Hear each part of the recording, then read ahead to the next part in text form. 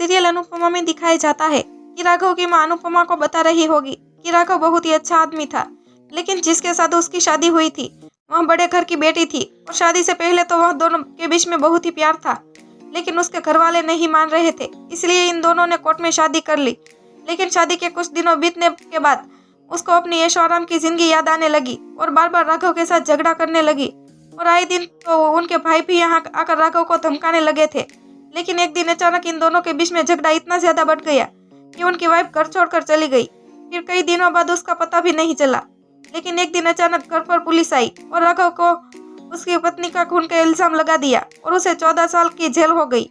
और जब मैं एक बार उसे जेल पर मिलने के लिए गई तब राघव ने मुझे वहां पर आने से मना कर दिया था, क्योंकि वह बाहरी जिंदगी की से तंग आ चुका था और मुझे यहाँ तक कह दिया कि अगर आपने दोबारा मुझे मिलने के लिए आई तो मेरा मरा हुआ मुंह देखेंगे।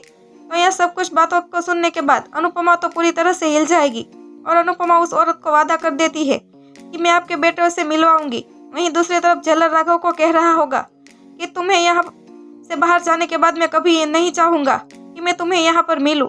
हम दोनों मिलेंगे लेकिन बाहर, और जिसका कोई नहीं होता उसका भगवान खुद सारथी होता है, इसलिए तुम कभी चिंता भी मत करना। वह कहकर अब राघव वहां से चला जाता है और जब अनुपमा राघव और उसकी माँ का मिलन करवाएगी और यहाँ पर एक भावुक पल भी दिखाई देगा।